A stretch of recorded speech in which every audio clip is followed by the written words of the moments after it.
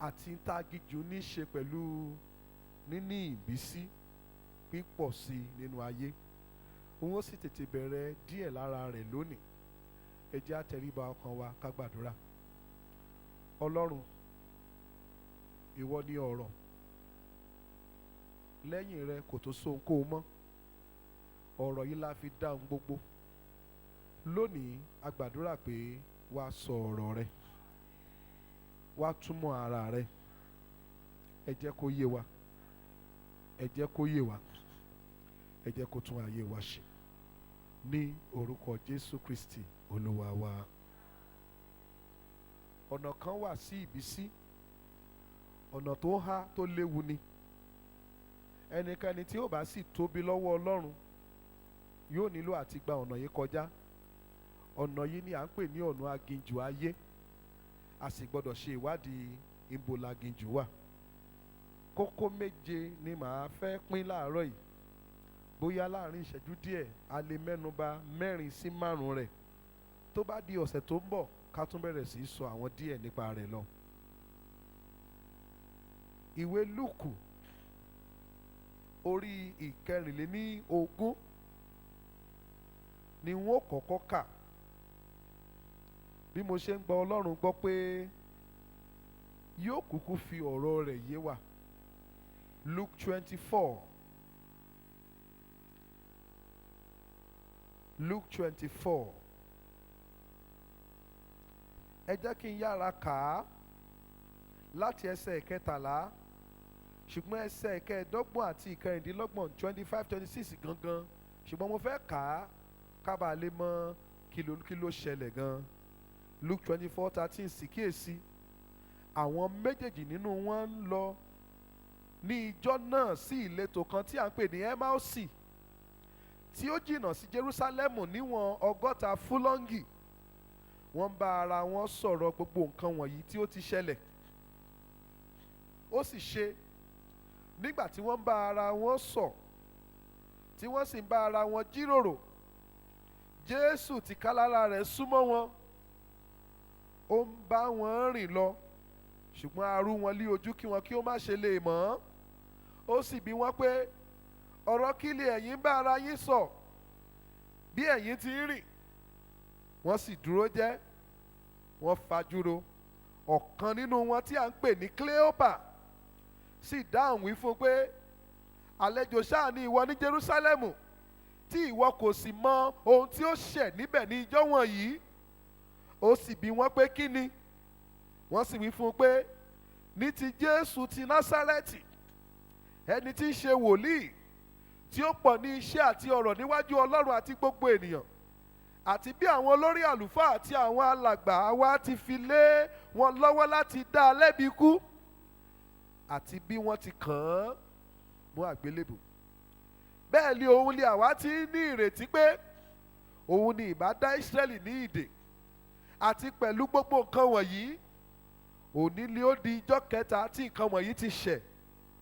Àwọn obìnrin kan pẹ̀lú ní ẹgbẹ́ wa tí wọ́n lọ sí ibojì ní kùtùkùtù sì wá dá wa ní ìjì. Nígbà tí wọn kò sì rí òkú rẹ̀, wọ́n wá wí pé àwọn rí ìran àwọn áńgẹ́lì, tí wọ́n sì wí pé ó wà láàyè o. Àti àwọn kan tí wọ́n ti wà pẹ̀lú wa lọ sí ibojì, wọ́n sì rí gẹ́gẹ́ bí àwọn obìnrin ti wí, ṣùgbọ́n òun tìkálára rẹ̀ ni wọn kò ṣe kíni, ni wọn kò rí. Gbogbo ọjọ́ ṣáálẹ́ka ẹsẹ̀ 25 àtẹsẹ̀ 26. Ó sì wí fún wọn pé, ẹ̀yin tí òye kò yé, tí ó sì yí pìlí àyà láti gba gbogbo èyí tí àwọn wòlíì ti wí gbọ́. 26. Kò wá yẹ kí Kristi kó jìyà nǹkan wọ̀nyí kí ó sì wọ inú ògo rẹ̀ lọ. Ought not Christ to have suffered these things and to enter into his glory? Gbogbo èèyàn tí ó bá jẹ́ èèyàn, gbogbo ọmọ ológo tí ó rógolo ló gbọ́dọ̀ lọ kọ ìdánwò àṣekágbá kan tí wọ́n ó fi sọ pé ó ti yege láti máa lo ògo rẹ̀ nínú ayé.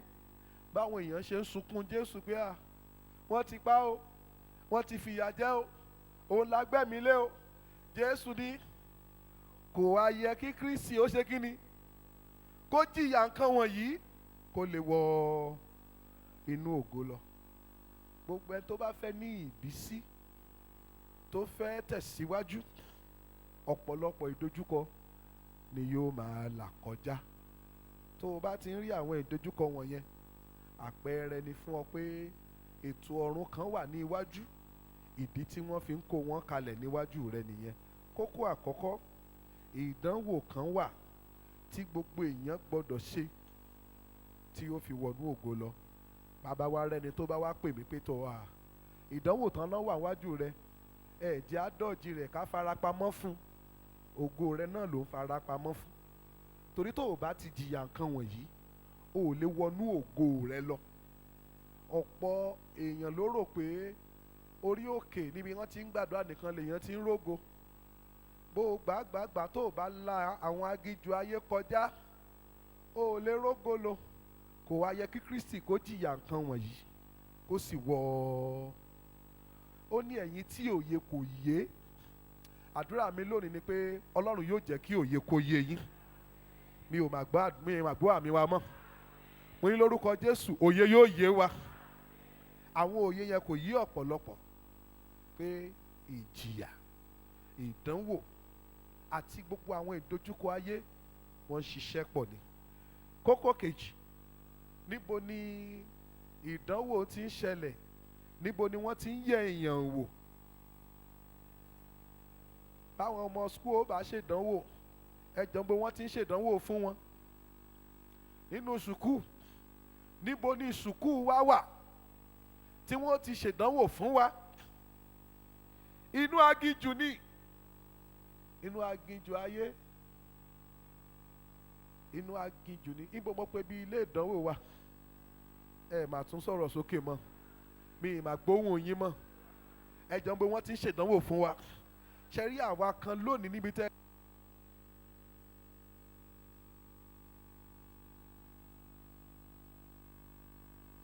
àwọn tí ò yé wa tẹ́lẹ̀, àṣẹ tó ń ṣẹlẹ̀ sí mi rèé, àṣẹ tó ń ṣẹlẹ̀ rèé. Inú aginjù ni. Jésù tí wọ́n ní yóò jìyà nǹkan wọ̀nyí, níbo ni wàhálà ti bẹ̀rẹ̀? Ìwé Mátì orí ìkẹrin, ẹ jẹ́ bá mi ṣí Bíbélì yín síbẹ̀. Mátì orí ìkẹrin, ẹ bá mi wo ẹsẹ̀ ìkíní.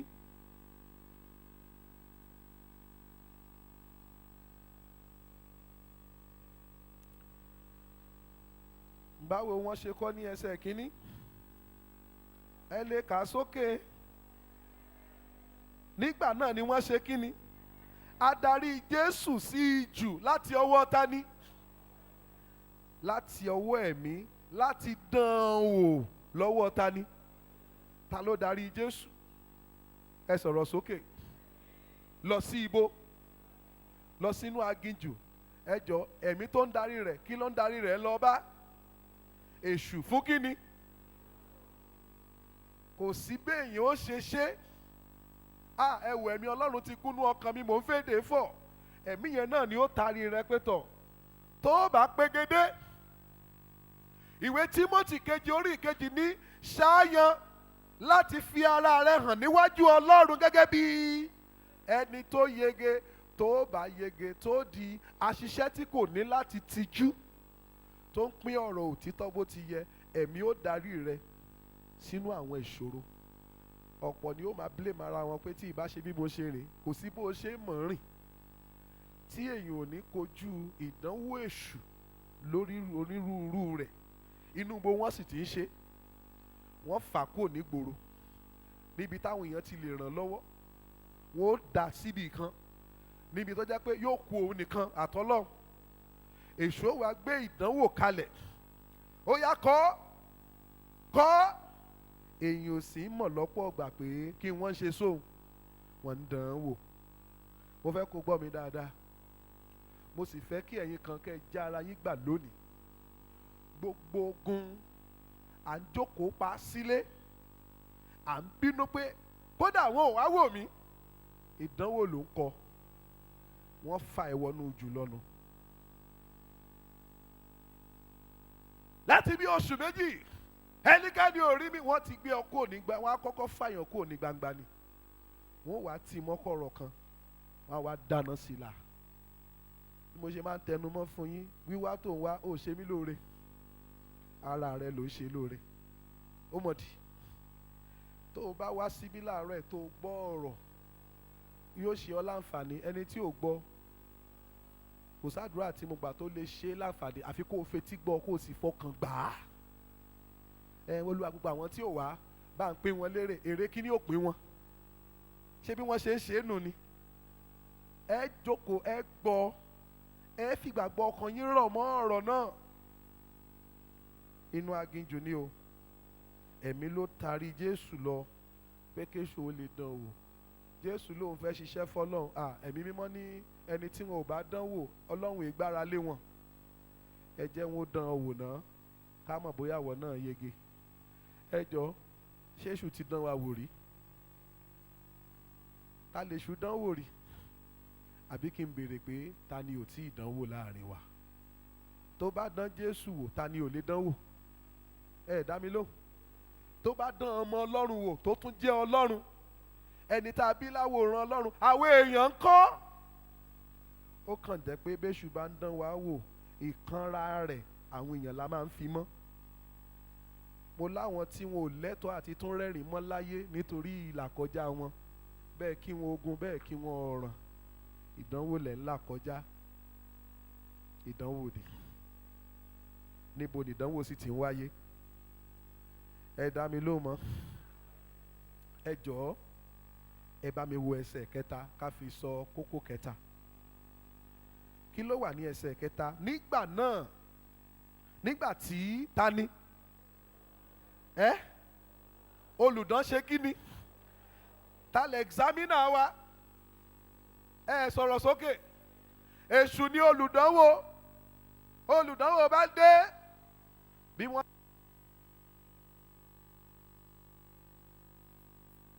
ẹ bá ń kó pépà rẹ̀ jáde. Náà bá kó pépà jáde, ó ní ẹ fún. This is the exam for. Báwọn tíṣà ó ṣe máa mi rí LAUTECH yẹn. This exam is.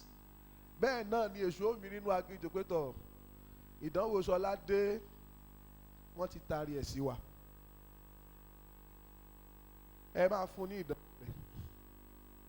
Ẹ máa fún ní ìdánwò rẹ̀. Ẹ jẹ́ ó máa kọ́ ọ́lẹ̀. A lọ yẹ àwọn ìdánwò Jésù wò kì í ṣe lénìí.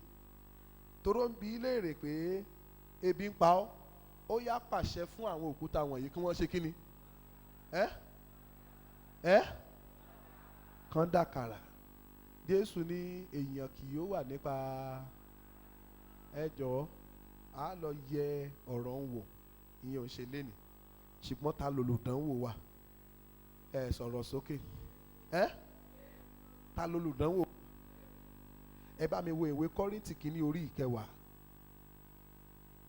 Kọ́ríńtì kìíní orí ìkẹwàá.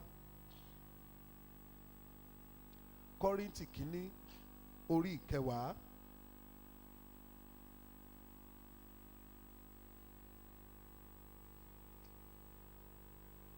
Ẹ jọ̀ọ́, ẹ jẹ́ n kà láti ẹsẹ̀ kọkànlá sí ẹsẹ̀ kẹtàlá. Kọ́ríńtì kìíní orí ìkẹwàá ẹsẹ̀ kọkànlá. Nǹkan wọ̀nyí sì ṣe sí wọn bí àpẹẹrẹ fún wa. A sì kọ̀wé wọn fún ìkìlọ̀ àwa, ẹni tí ìgbẹ̀yìn ayé dé bá. Nítorí náà, ẹni tí ó bá rò pé òun ṣe kí ni? Pé òun dúró, kí ó kíyèsára kó má bàa ṣubú. Gbogbo ìjọ ṣẹ́ni bá mi ka ẹsẹ̀ kẹtàlá. Kò sí ìdánwò kan tí ó tì í bá yín bí kò ṣe èyí tí ó mọ níwọ̀n fún èèyàn. Ṣùgbọ́n olódodo ni Ọlọ́run, ẹni tí kì yóò jẹ́ kí á dán yín wò ju bí ẹ̀yin ti lè gbà á lọ, ṣùgbọ́n tí yóò sì ṣe, mi ò gbóhùn yẹn ẹ̀ka sókè o, tí yóò sì ṣe ọ̀nà àtiyọ pẹ̀lú nínú ìdánwò náà, kí ẹ̀yin kí ó bá lè. Ta ni ń dán wa wò? Ẹ sọ̀rọ̀ sókè. Ta ló ń dán wa wò? ṣùgbọ́n iṣẹ́ wo lọ́lọ́run máa ń ṣe ń bẹ̀? Yóò máa bá wa ṣe ọ̀nà dá mi lóhùn o. Ara ọ̀nà àbáyọ tèmi ni pé mo ráǹfààní àti wá ṣọ́ọ̀ṣì. Ìgbà míì mo lè wá ṣọ́ọ̀ṣì ní Sunday kí iná máa jó mi lágọ̀ọ́ ara, kí n ráwọn èèyàn tí ó kí mi. Ara ọ̀nà àbáyọ nítorí pé n tí ń ṣe mí yóò dínkù. Ọ̀nà àbáyọ ni káwọn èèyàn tiẹ̀ béèrè àlàáfíà mi. Ẹ wo ọkàn wa tiẹ̀ ń fà sí yín ni, a ní á béèrè pé báwo ni gbogbo nǹkan. Àtọ̀ kò kọjá àfaradà. Ọ̀nà àbáyọ, Ọlọ́run yóò máa tarí àwọn èèyàn, yóò máa ṣe àwọn ètò, Ọlọ́run yóò máa ṣe ọ̀nà àbáyọ. Ìdánwò kò sẹ́ni tí ò lè kàn, nítorí rẹ̀ bí ẹnikẹ́ni bá rò pé òun ṣe kíni, òun dúró, wọ́n ní kó ṣe kíni. Ǹjẹ́ ẹ mọ̀ pé ibi kí àwọn èèyàn máa ní ìlà kọjá kẹ́lòmí ò máa fi wọ́n ṣe yẹ̀yẹ́ nìdánwò tí ẹ ṣe máa ń peléke. Tàbí káwọn èèyàn máa ní wàhálà kó o máa jókòó gẹ́gẹ́ bí jọ́ọ̀jì pé ó stupid. Àwọn olùdánwò èsì wọ́n pè ṣọ́rò pé òun náà gbọ́n ni. Ẹ jẹ́ àtàrí question rẹ̀ sí kó lè mọ̀ pé orí òun ò pé. Ọ̀pọ̀ ló ti fi ẹnu fa ìdánwò tí ò lágbára àti dojúkọ ló ti fẹnu fà á. Torí ẹ̀ táwọn èèyàn bá ní là kọjá dandan kọ́ ni kó sọ̀rọ̀. Èmi gan yìí sọ̀rọ̀ ńbẹ̀ torí gbogbo tí àwọn èèyàn ń là kọjá kọ́ ló yé mi. Ìmí ó lè má kọjá bí ọ̀sẹ̀ kan sí ọ̀sẹ̀ mẹ́ta, ìmí lè lé lóṣù kan, ìmí lè lé lọ́dún kan kó tó yé mi. Tí màá sì máa béèrè pé Olúwa kí ni wá ṣẹlẹ̀? Ọlọ́run èyí ti ṣe tọ́kátìfù. Ẹ lè máa pariwo kó má ṣe kíni, kó má dáhùn. Kábíyèsí sí ní alẹ́ mú lọ kóòtù. Mo fi àánú Ọlọ́run bẹ̀ gbogbo èèyàn. Kí ẹnikẹ́ni má rò pé òun ṣe kíni. Mi ò gbọ́ o. Bó ń gbọ́n tàbí òun dúró tàbí òun sàn ju ẹnikẹ́ni lọ.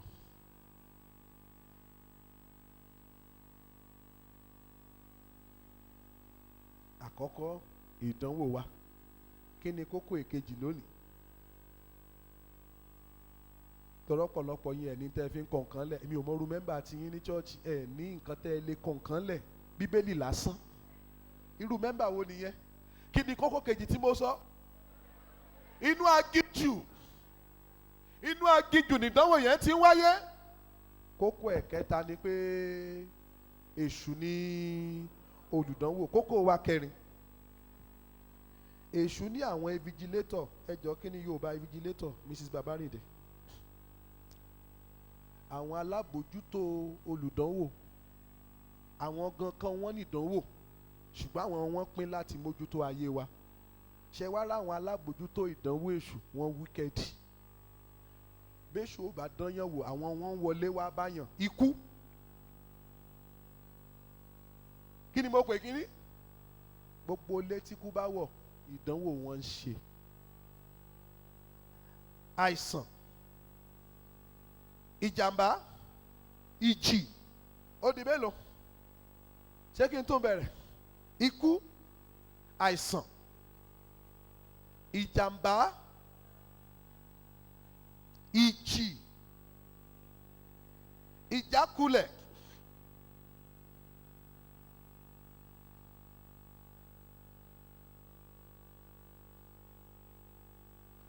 àwọn eléyìí tí mo kà á lẹ̀ díẹ̀ lára àwọn alábòjútó tí èṣù máa ń rán. Ìkẹfà, mo lè fi àwọn ìpèníjà ayé tí ò ṣe é ní. Má ti ń wò tí máa ní ọ̀rọ̀ yìí ò yé mi mọ́. Àwọn invigilator téṣù rán wá nù pé ẹ lọ yẹ ọkùnrin yìí wò. Ọlọ́run ló ń fẹ́ gbára lé ṣùgbọ́n lẹ́ni tá àti ìyẹ̀wò ló fi jẹ́ pé gbogbo ẹni tó bá ní ògo rere lò wọ́n á tari wàhálà bá. Débi pé yóò lóhùn òsín lọ́mọ. Ẹ wo mi ò ṣe mọ́. Tó bá ti ń dé koríta pé òun bọ́ lọ́rùn yóò di pé ó lò wá ṣọ́ọ̀ṣì. Wọ́n ti ń cancel exam rẹ̀ pé tó kò lè ṣe kíni mọ́. Kò lè ṣe mọ́, ó ti fẹ́ẹ̀lì nù. Kò wá sí gbogbo wọn lé ọ wálé tó lè yanjú torí pé exam ló ń kọ́. Àwọn tí sì máàkì pépà rẹ ti sọ pé ó ti fẹ́ẹ̀lì rẹ̀.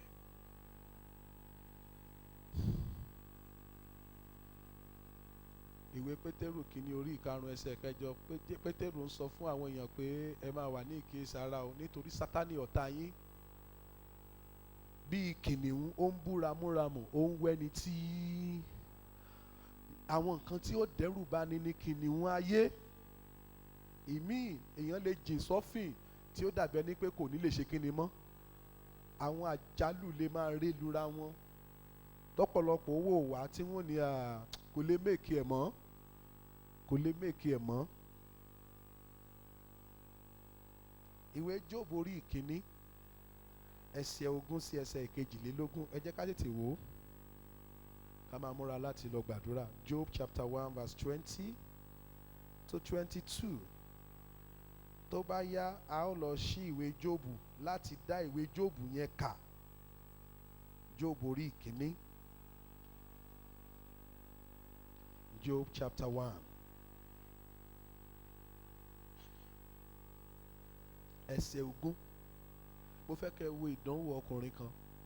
Ṣé mọ̀ pé láti ìbẹ̀rẹ̀ pẹ̀pẹ̀ a padà lọ kà ní ọjọ́ kan àwọn ọmọ Ọlọ́run ṣèpàdé. Ta ló tún wá síbi ìpàdé? Sátánì wá bí ìpàdé. Ọlọ́run wá ń bi léèrè pé ṣé o ti rí Jóòbù ìránṣẹ́ mi? Ẹ jọ kí ni Sátánì wá sọ fún Ọlọ́run? Jóòbù kò lè yé máa sìn ọ́, gbogbo nǹkan lọ déédéé fún, ẹja dọ̀nà rẹ̀ rú, káwò bóyá yóò sì máa sìn ọ́. Èmi ò mọjọ́ tí wọ́n ṣèpàdé lórí fámìlì tèmi àti fámìlì kò ní ṣọ́ọ̀ṣì, ẹja àdàlágbádánù, káwò bóyá yóò sì máa sìn ọ́. Ìjọ ó sì ti ṣẹlẹ̀ sí mi náà ni mi ò wá ṣọ́ọ̀ṣì mọ́, kódà wọ́n ní adáwọ̀ ẹgbẹ́, mo ní mi ò ní ṣe kíni, torí mò ń bọ́ lọ́rùn jà náà ni. Mo láwọn tí wọ́n ti pinnu pé ayé lè jó ṣọ́ọ̀ṣì, àwọn ò lè bá wọn jó mọ́. Ìjì kan 10 years ago ni wọn ò tí ì bọ́ lọ́wọ́ rẹ̀. Ìdánwò tí wọ́n kọ́kọ́ tí wọ́n padà fèèlì náà ni. Lẹ́yìn tí èṣù kọlu gbogbo ohun ìní Jóòbù tán, ó dà kó tún kọlu àwọn ọmọ ẹ̀ náà. Mélòó ló pa ńjọ́ kan náà? Kò ṣẹ́ kankan kù. Lẹ́yìn yẹn kí lèṣù tún ṣe? Ó tún kọlu ara rẹ̀, ó fi nǹkan kan sọ lára, ó fowó sọ. Ẹ wo ohun tí Jóòbù ṣe ní ẹsẹ̀ 20. Nígbà náà ni Jóòbù dìde ení, ó fa aṣọ ìgúnwà rẹ̀ ya, ó fa orí rẹ̀, ó wólẹ̀, ó sì ń gbàdúrà. Ẹ jọ kí ni bọ́lọ̀ ń sọ? Ṣe rí bó gbàdúrà yẹn ṣe pé ó ń béèrè nǹkan kan. Tẹ́ bá lọ Bíbélì òyìnbó kí wọ́n ló ṣe ní èdè òyìnbó. He worshipped. When he was worshiping, he wasn't asking questions. Yín kàn ń júbà Ọlọ́run. Olúwa mo júbà rẹ o. Olúwa mo sìn ọ́. Kábíyọ̀ ò sí o. Hallelujah. Gbogbo èèyàn bá mi wo ohun tó sọ ní ẹsẹ̀ 21.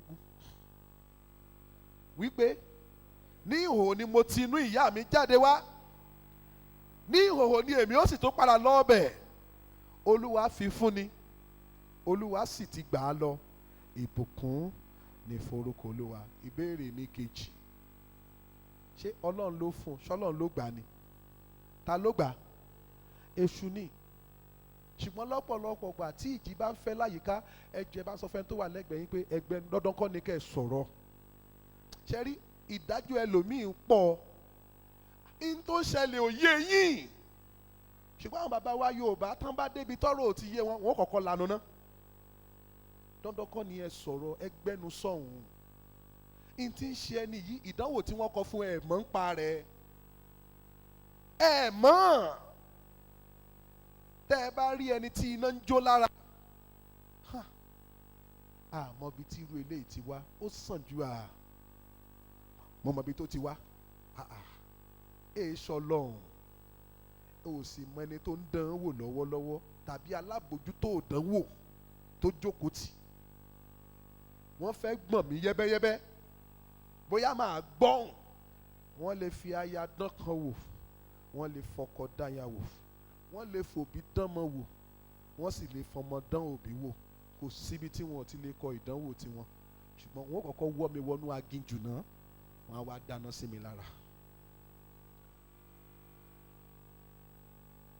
Jóòbù tún ní ìbùkún ni fún lẹ́yìn tí gbogbo ohun ìní rẹ̀ ti ṣe kíni, nígbà tí gbogbo ọmọ kú, ariwo wo ló yẹ kó kọ́kọ́ pa? Iná jó. Ìbùkún ni fún orúkọ Olúwa.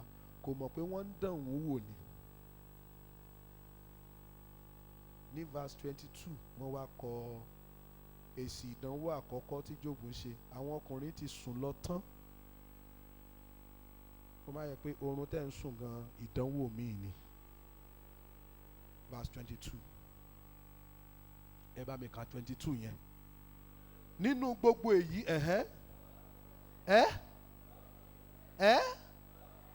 bẹ́ẹ̀ ni kò fi wèrè pé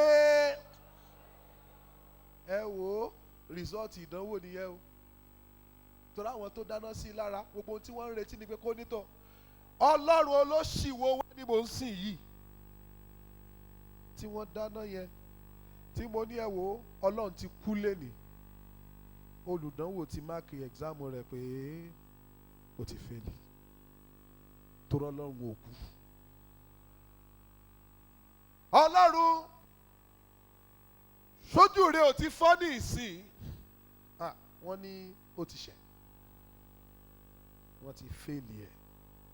Kókó ẹ̀kẹrin nìyẹn. Àwọn alábòójútó burúkú wà tí èṣù máa ń lò.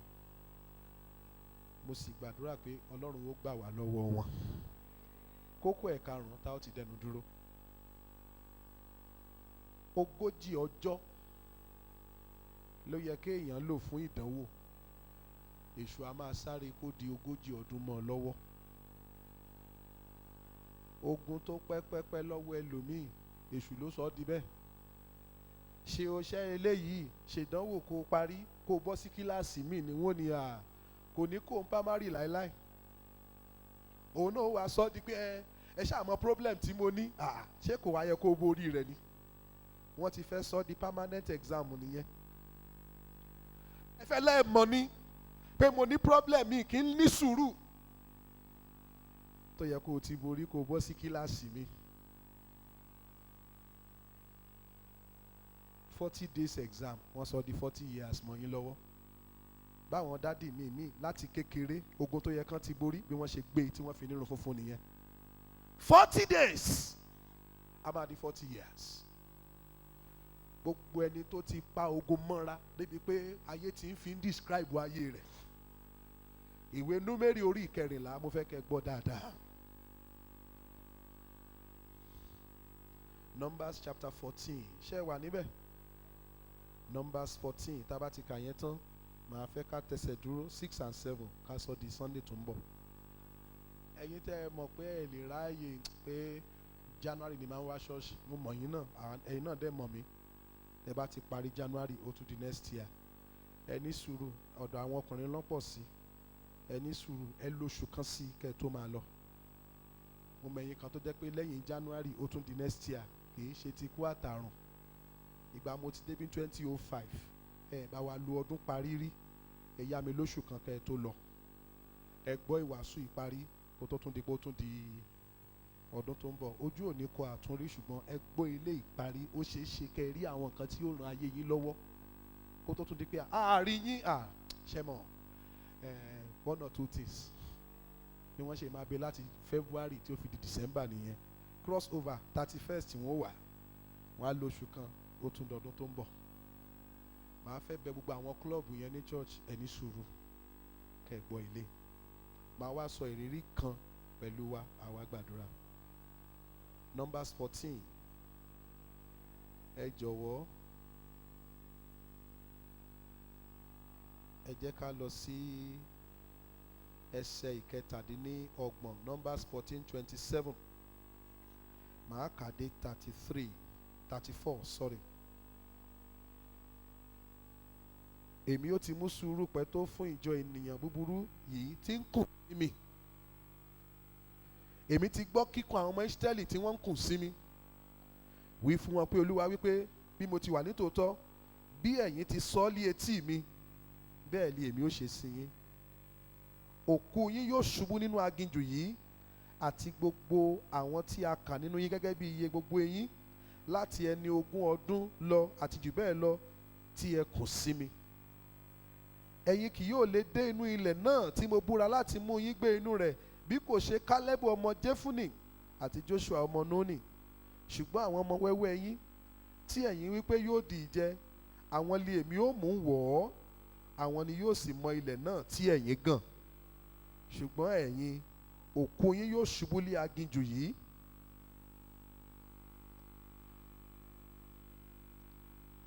Verse 33. Àwọn ọmọ yín yóò sì máa rìn kiri lé aginjù lé 40 ọdún. Wọ́n sì máa ru ìwà àgbèrè yín títí òkú yín yóò fi ṣòfò tán lé aginjù.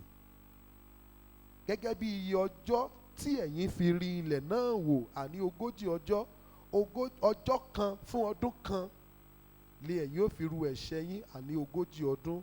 Ẹ̀yin ó sì mọ ohun tó túmọ̀ sí láti bà ìlérí mi jẹ́. Èwo nú àwọn nǹkan táwọn èèyàn ń pàkíyèsí rẹ̀ sí ló ti sọ di defensive mechanism? Ẹ jọ̀ọ́ èmi ò like káwọn èèyàn máa criticize mi. Kí wọ́n wí? Wọ́n ló ṣe dáadáa. Òun kọ̀ dánwò lọ́wọ́, wọ́n ló ṣe dáadáa. Ló bá gbà síbi inú ló gbé parí.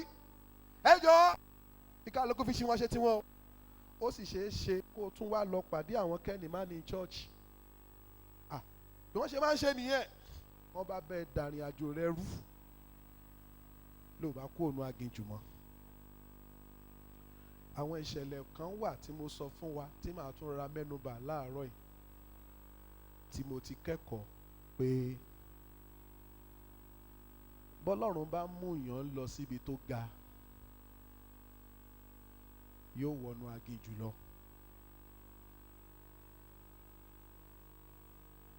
Aginjù sì wà nínú ayé. Aginjù ìkorò wà.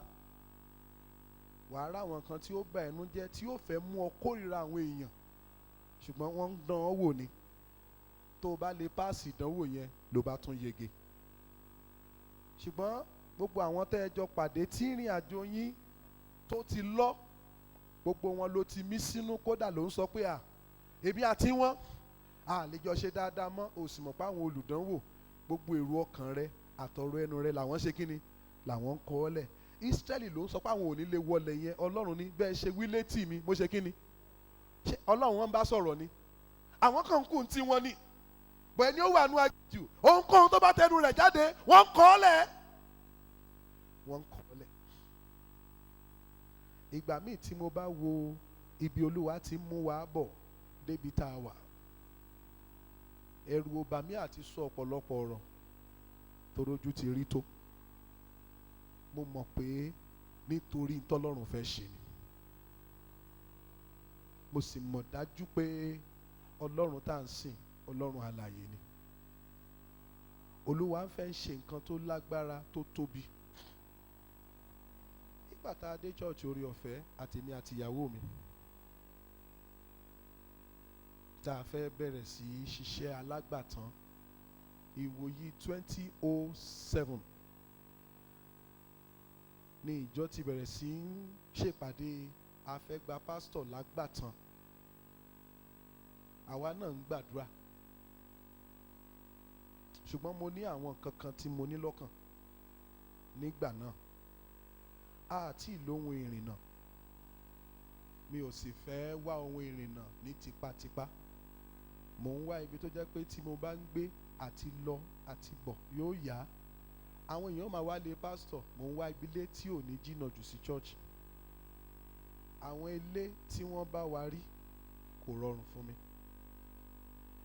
Wọ́n rí ilé kan lẹ́gbẹ̀ẹ́ bí, ó súnmọ́ church ó sì fine. Wọ́n bá wa rí fúláàtì òkè. Mo níbo láti máa rómi, wọ́n ní ìsàlẹ̀. Mo ní kán fún wa ní fúláàtì ìsàlẹ̀. Wọ́n ní wọ́n lè fún wa ní fúláàtì ìsàlẹ̀. Èmi àti ìyàwó mi àtàwọn ọmọ, èmi ní ìpọ́n mi mo ti mọ̀.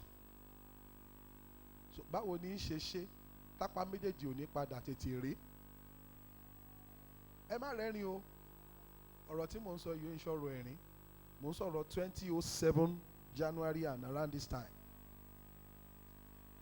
Ẹ bá ń wá ilé mi, mo máa ṣiṣẹ́ ṣùgbọ́n mi ò fẹ́ ilé tí ara ó máa ro mí. Ọ̀kan lára bàbá wa tó ń jẹ́ díákónì ní ẹ jẹ́ á bá yín ṣètò àwọn ọmọ àròyé kó máa wá bá yín pọn mi. Mo ní pásítọ̀ yìí pẹ́ ṣe ọmọ àròyé, àwọn ọmọ àròyé sì le. Tó bá ti jẹ́ pé àwọn náà ń pọn mi, tí n bá ti ṣẹ̀ wọ́n, wọ́n á ní ẹ fílẹ̀ àti mo bí tá a ti mọ̀. Ta ló yẹ kó bá pọn mi? Ẹ má ṣe kí ni? Ẹ má gbé mi lé wọn lọ́wọ́, ẹ fi mí síbi tí màá ti rí ara mi kápá. Wọ́n bá wá ilé kan, ilé yẹn jìn, ilé yẹn náà dá, ó jìn. Mo wá pé ìyàwó mi jọ́ kan, mo ní ilé tán mo wá lọ yẹn, ẹ jẹ́ ká fúnra wa wá lọ. Ibi a ti ń wálé yẹn lọ la bá sọnù. Ṣé ilé tí màá júwe fáwọn èèyàn lèmi fúnra mi ti sọnù yìí? Mi ò tí ì débi tí mò ń lọ. Ẹ bá mi wá ilé mi.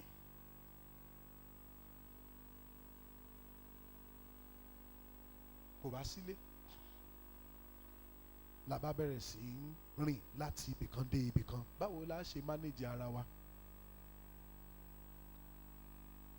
Ọ̀kan lára ohun tí Ọlọ́run ràn mí lọ́wọ́ tó fi dì sí ni pé wọ́n bá ń sọ̀rọ̀ mi, màá kọ́kọ́ sáré jìnnà síbi tí wọ́n ti ń sọ̀rọ̀ yẹn kí n má bàa gbọ́ ohùn ẹnikẹ́ni tó sọ̀rọ̀, kán má sì ṣe dá orúkọ ẹnikẹ́ni sínú etí mi.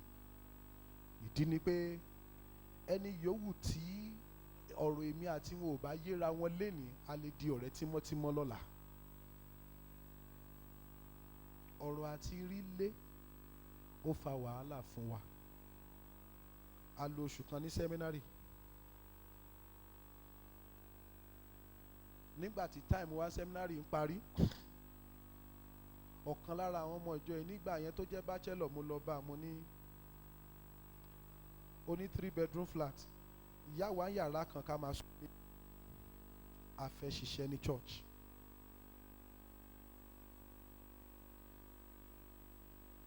Ó ń gbé rándà, bó bá ṣe wù á máa dé church. Mi ò fẹ́ fi iṣẹ́ yìí lẹ̀. Kìí ṣe pé mo rí gbogbo náà yìí nígbà 21 pillar náà ni, but ìdánilójú kan wà fún wa.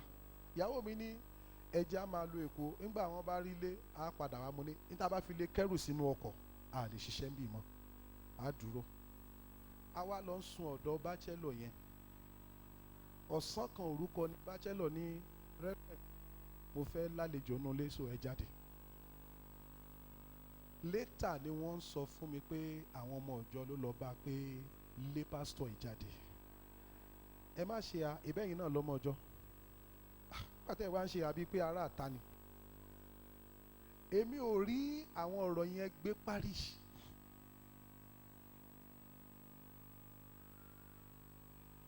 Ìdí ni pé ilé tá a kọ́kọ́ fẹ́ gbà nítòsí chọ́ọ̀chì ní old church, ilé oní flat lábàáwọlé, tí àwọn kọmitì ti bá ẹni tó ń kọ́lé yẹn pé a nílò ilé, tó ti fi wọ́n lọ́kàn balẹ̀, èló lásán, iye báyìí lẹ́sàn, ẹ̀ẹ̀kan náà ló bá sá lọ. Ni mo bá tún rí ọmọ Ìgbò, àwọn bàbá wa sọ pé ká sọ̀rọ̀ bẹ́ẹ̀ ká bá bẹ́ẹ̀. Iyọ̀ ọmọ èèyàn olófúnjọ nílé, o sì sá lọ, a sì jọ ń ṣe dáadáa ládùúgbò. Ó ní ṣe báwọn ọmọ ọ̀dọ́ yín ló wá bá òun lẹ́yìn pé òun ò gbọ́dọ̀ gbélé fún pásítọ̀.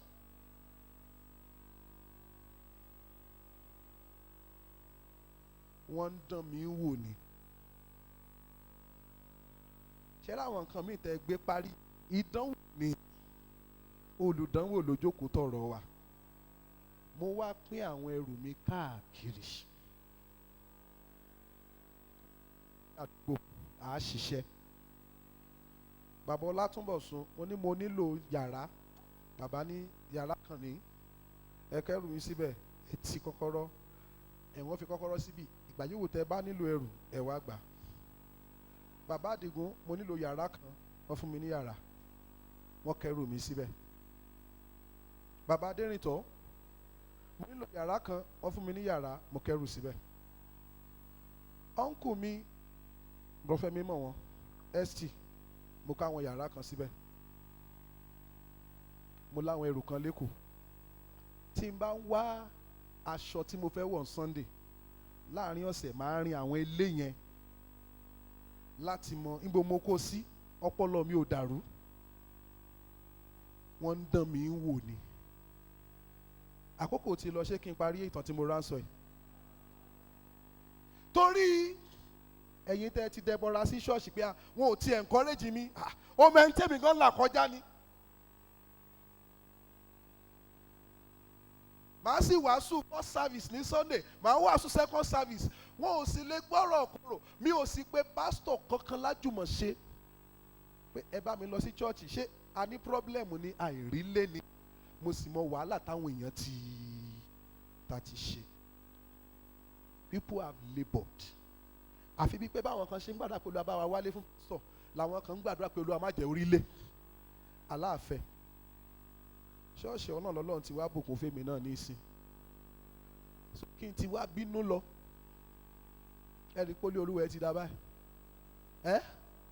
so àìmọye ìbínú ìranù tí èṣù tari sí yín tó ń bẹ̀yìn tẹ́ ẹ̀ gbọ́ mo ti decide ẹni bá ń bínú mi ò ní bẹ́ẹ̀ ó ń ṣèdánwò lọ́wọ́ kó parí ìdánwò rẹ̀ nígbà ó bá fẹ́ẹ̀lì yóò tún dánwò rẹ̀ ṣe èwo làbọ̀rọ̀ lórí ẹ̀gzáàmù rẹ̀ ṣe ọ̀dọ̀ mi ni wọ́n kọ gírèdì ẹ sí ẹ má dáhùn ìyẹn ló fún ẹ̀tọ́ tí mo fi pariwo lórí pẹpẹ bẹ́nikẹ́ni bá wà tí mo bá ń bá sọ̀rọ̀ tí ò bá ń gbọ́ kì í ṣọmọ ọjọ́ yìí kó kó rẹ̀ lọ wọ́n ti gbọ̀n mí yẹ́bẹ́yẹ́bẹ́ so ìyẹn ló fèmí náà lẹ́nu ọ̀rọ̀ láti sọ̀rọ̀ ọ̀kan lára àwọn ọmọ wa lórí mi December ó ní rẹ̀ ṣáwọn èèyàn mọ̀ pé ìgbà kan a máa ń wá ìròyìn káàkiri ni màá fẹ́ ka àwọn ìwé kan níbo mo kówé yìí sí o màá wá kiri ilé àwọn ilé yẹn mo láwọn ibi tíṣẹ́ẹ̀tì wà lọ́tọ̀ ilé tí mò ń sùn ní yàrá kan mi ò lè kẹ́rù lọ bẹ̀ lẹ́yìn ẹrù aṣọ tí mo lè wọ̀ jáde àti uniform àwọn ọmọ ibi mo sì tún sùn làwọn ọmọ ọ̀jọ́ tún lọ bá ẹni yẹn pé kó lé mi jáde òun náà ọmọ ọ̀jọ́ church council member èso máa wá gbogbo ọ̀nà tó fi jẹ́ pé àní rójú ara wa àní lè kíra mọ́ but nínú ọkàn mi ò lè gba ìkorò ọkàn láàyè torí ìdánwò korò lè wà tí wọ́n fẹ́ gbìn korò sí yín lọ́kàn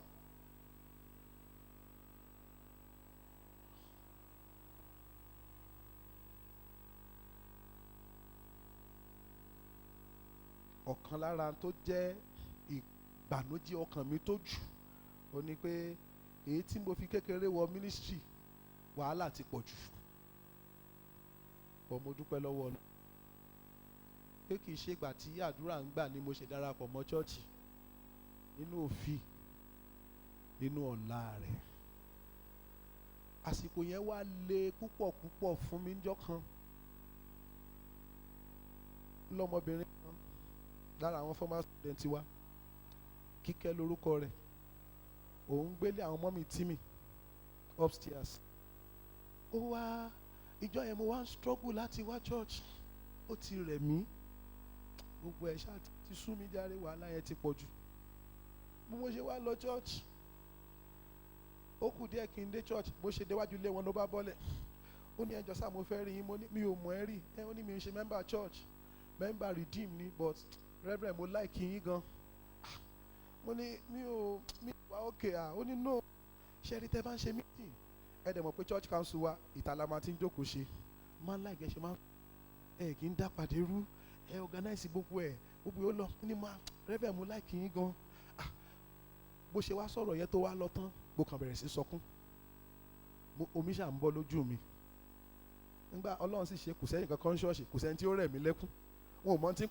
lẹ́kún mo ṣáà dá sunkún gbà mo sún gbòòyà ojú mi wálẹ̀ kò pẹ́ lẹ́yìn ìgbà yẹn ọmọ yẹn fi church redeem tó ń lọ́lẹ̀ ó padà wá sórí ọ̀fẹ́ orí ọ̀fẹ́ ló ti wá graduate ẹjọ́ kílẹ̀ ńlá kọjá tó ti fẹ́ sọ yín dìdàkudà hello kí ló ń ṣẹlẹ̀ nínú ilé yín tó ti sọ yín do níkanra ìdánwò lẹ̀ ń kọ olùdánwò wo gbogbo lè tẹ̀ ń rò yìí o ọ̀pọ̀ ní sì ń kọ ìdánwò kan náà for the last 40 years. Ṣé ẹ̀ ní parí kẹ́ graduate mi? Ṣùgbọ́n obìnrin kan wà tó fún wa ní ìmísí nínú àwọn ìwé orin wa. Orúkọ rẹ̀ ní Fanny Crosby. Fanny Crosby afọ́jú ni, wọn ò bí láfọ́jú. Dókítà oníṣekúṣe kan, dókítà alábẹ́rẹ́ oró, ọmọ yẹn ọmọ kékeré ni, wọ́n wá ní bóyá ojú ẹ̀ ń ṣe pin àbí nǹkan, wọ́n bá pe dókítà kó wá yẹ̀wò, kó mọ̀ ń paṣẹ́ dáadáa, ló bá ní kàn fi nǹkan rá lójú. Nígbà dókítà ojúlówó òde yẹn bá ní àkílẹ̀ fira mọ́ lójú, wọ́n ní dókítà ló ní ọmọ tí mò ń wò yìí, ọmọ bí ọ̀sẹ̀ mélòó, ó ní kò ní lajú rí nǹkan kan láyé. Làwọn òbí rẹ̀ bá káwọ́ pé èwo la ṣe yìí? Ara nínú Kristi. Bẹ́ẹ̀ lọmọ yẹn ń dàgbà, kò ríran, kò róòrùn rí, kò rí mọ́lẹ̀ rí, ó ń gbúrò òjò ni kò rí. Ó dàgbà, ó fàyè rẹ̀ fún Jésù, ó borí ìdánwò rẹ̀. Fanny Crosby ló kọ iye orin tó pọ̀ jù lágbàáyé. Òun ló kọ To God be the glory, great things he has done.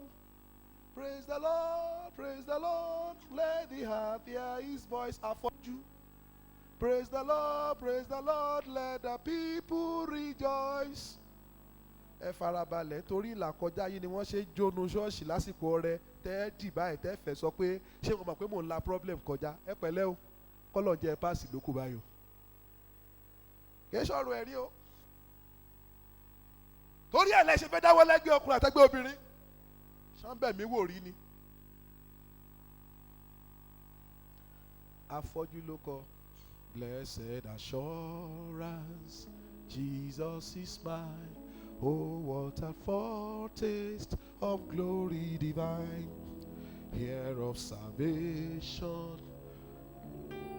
purchased of God, born of his spirit, washed in his blood. This is my story, this is my song, praising my Savior all the day long. This is my story, this is my song, praising my Savior. Afọ́jú ló ń praise my Savior all day long. Ẹni olójú méjèèjì, ìbínú ní ń bí káàkiri, ìbínú olódì. Ó fẹ́ ṣe, ó sì jẹ́ káwọn ẹlòmíì náà ṣe. Fanny Crosby àkọ́bí ló kọ tìrẹ lèmi ṣe, mo ti gbóhùn rẹ tó sọ ìfẹ́ rẹ sí mi. Ṣé Ọlọ́run lè fẹ́ràn afọ́jú? Ṣùgbọ́n mo fẹ́ dé lápá ìgbàgbọ́ kí lè túbọ̀ súnmọ́. Fà mí mọ́ra, mọ́ra Olúwa, sí gbàgbélébú tó kù. Fà mí mọ́ra, mọ́ra, mọ́ra Olúwa, síbẹ̀ jẹ́ tó níye. Fanny Crosby ló kọ Má kọjá mi olùgbàlà. Ẹ máa imagine pé níbo láfọ́jú ti rí gbogbo ìmísí bẹ́ẹ̀. Àwọn bàbá ti sọ pé ẹni bá mọ núrò, àjẹpẹ́ ẹni tí ò dúpẹ́ kò mọ núrò ni. Afọ́jú ni wọ́n wà mú lọ sílé ẹ̀wọ̀n, ìwà ń wàásù fáwọn ẹlẹ́wọ̀n. Ó wá ń kó láti yàrá kan dé yàrá kan, ó wá dé yàrá kan, bó ṣe kú ò bẹ́ẹ̀ tí ń bá àwọn ẹlẹ́wọ̀n sọ̀rọ̀ níwájú fẹ́ǹsì wọn pé tọ̀, ẹ fàyè yín fún Jésù, ẹjọ́ táyé yín ṣe, ẹ fi gbogbo rẹ̀ fún Jésù. Bẹ́ẹ̀ ló gbọ́ tí ẹni tó ṣẹ̀ṣẹ̀ fi sílẹ̀ bẹ̀rẹ̀ sí gbàdúrà pé Olúwa, afọ́jú ní ń bá wa sọ̀rọ̀, àwa tá a ríran ò mọ̀, afọ́jú ló lóun ti rí. Tó bá jẹ́ pé ìwọ ló ń bẹ àwọn èèyàn wò nínú ilé ẹ̀wọ̀n yìí, jọ tó bá ń wọ sẹ́ẹ̀lì kọ̀ọ̀kan, má kọjá èmi náà o, má kọjá àbí yẹn ló gbọ́. Ó nígbà tó ń délé, òun wá kọ òróró yẹn sílẹ̀. Má kọjá mi olùgbàlà, gbọ́ àdúrà mi. Gbà tí wọ́n bá pẹ́ lómìíràn, má ṣe kọjá mi. Jésù, Jésù. àdúrà ni. Bá tí wọ́n bá pẹ́ lómi rán, má ṣe kọjá mi. Ẹ jẹ́ àdìjú wa bá a ṣe ń lọlé. Olúwa ràn mí náà lọ́wọ́, má jẹ́ ṣubú sínú ìdánwò. Ẹ jẹ́ àjọra bọ́ ọlọ́sọ̀rọ̀ bá a ṣe ń lọlé. Má jẹ́ ń parí ẹ̀ sínú aginjù, jẹ́ ń débi tí mò ń lọ. Mo mọ̀ pé olùdánwò ń dán mi wò, ṣùgbọ́n kò ní borí mi. Ẹ jẹ́ ká sọ fún Ọlọ́run bá a ṣe ń lọlé bẹ́ẹ̀.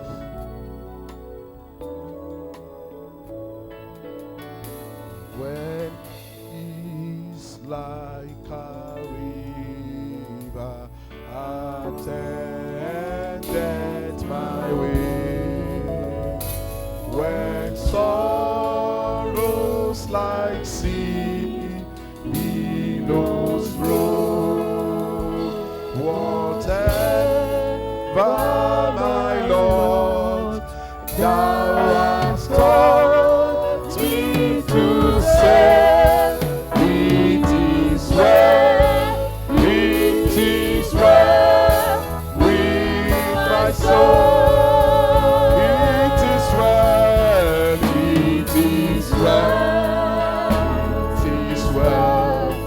with my soul. Oh, it is well with my soul.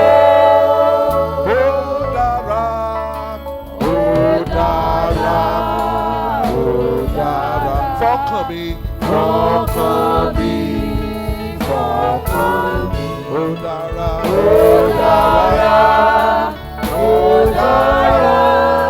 fọkàn mi. Bá a ṣe ń lọlé, àní kú ságejù. Àwọn ìdánwò tá a ti ṣe tá a bọ́ lọ́wọ́ rẹ̀ lọ́sẹ̀ yìí, Ọlọ́run yóò fún wa ní ìṣẹ́gun. Gbogbo àwọn ìránṣẹ́ olùdánwò, àwọn ọ̀rẹ́, àwọn ọ̀tá bí ọ̀rẹ́, àwọn ọ̀rẹ́ bí ọ̀tá náà, ara àwọn ìránṣẹ́ rẹ̀ ni.